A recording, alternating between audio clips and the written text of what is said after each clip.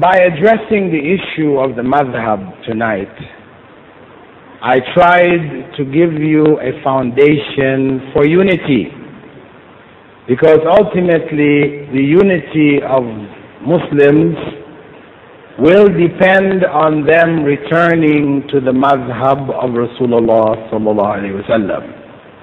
This is where their real unity can be achieved, that they become united in following that madhab, though they may have different opinions amongst themselves in terms of certain issues of fiqh, etc. We can have different opinions, but we are united in following the madhab of Rasulullah sallallahu alaihi wasallam, and where we find the evidence, we follow it.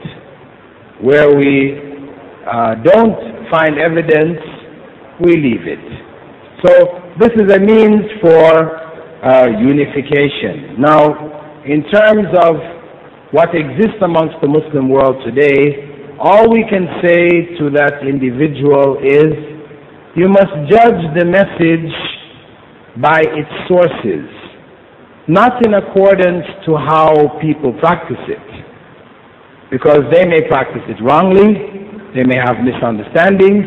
You need to go back to the sources of Islam. Look at the Quran and look what the Quran says. Look at the teachings of Islam are so and so and so.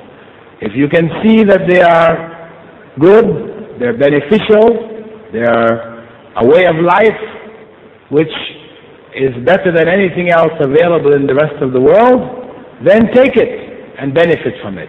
If you don't agree, if you don't appreciate it, whatever, then that is your choice. You can reject it and carry on your life and face the consequence. How do you switch this on? Next question from the ladies, please. How do you switch this on?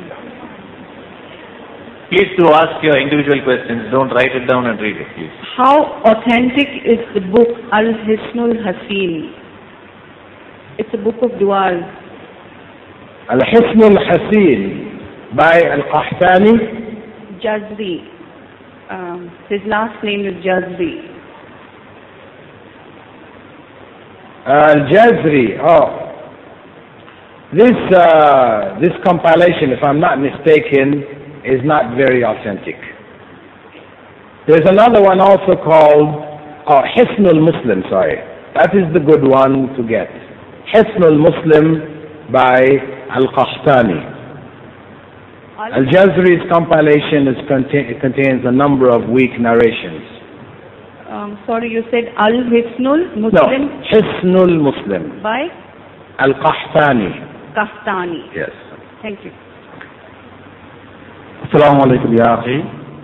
You told that don't follow madhab. If so, how you stand while salah? Like this, or like this, or like this? How did Rasulullah sallallahu alaihi wasallam? Well, what I said was, do not follow madhabs blindly.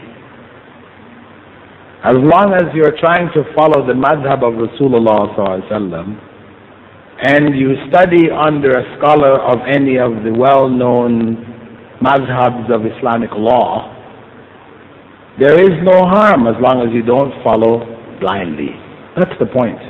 Now, for me to go and demonstrate for you salah, why stop with your hands? Why not go through everything? I would have to go and give you the complete demonstration of salah. What I would suggest for you, if you want to know how to perform salah according to the authentic hadith, there is a book available outside by Nasiruddin al-Albani, in which he has compiled all of the authentic hadith around the methodology of salah, without any regard to madhab this or madhab that.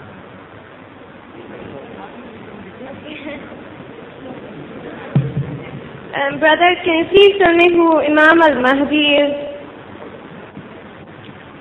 Al-Mahdi is someone from amongst the Ummah whose father's name will be Abdullah and his name will be Muhammad, and he will be from the tribe of Quraysh, a descendant, and Allah will correct him in the course of a night, and he will make bay'ah at the Kaaba, and people will gather around him, and an army will be sent from the north against him, an army of Muslims, and Allah will cause the earth to crack and swallow them, and He will establish the law of Allah across the face of the earth, and He will rule for a period of time until towards the end of His rule Ad-Dajjal will appear. He is among the signs of the last day. Brother, my friend told me that Dajjal is not actually some creature which will say that it is God, but my friend is saying me that Dajjal is just a situation or an environment where truth is concealed with falsehood and falsehood is concealed with truth. Can you tell me whether Dajjal is an entity or just a mere illusion? The statement of your friend is a deviant statement. It is an interpretation which has no foundation in the teachings of Rasulullah ﷺ or the understanding of the Sahaba. When the Prophet ﷺ told them about Dajjal, there was an individual in Medina by the name of Ibn Sayyad, who they thought was the Dajjal.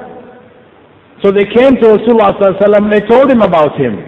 And the Prophet ﷺ went to check him out to make sure, was he the Dajjal or not?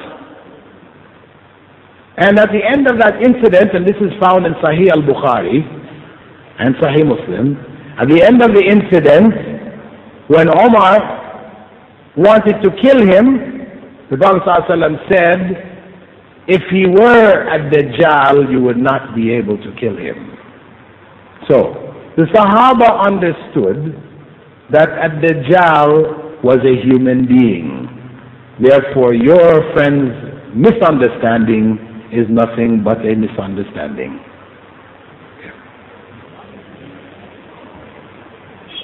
To follow the Sunnah of Rasulullah, which author's book do you prefer? Name. To follow the Sunnah of Rasulullah sallallahu alaihi wasallam, which authors do I prefer?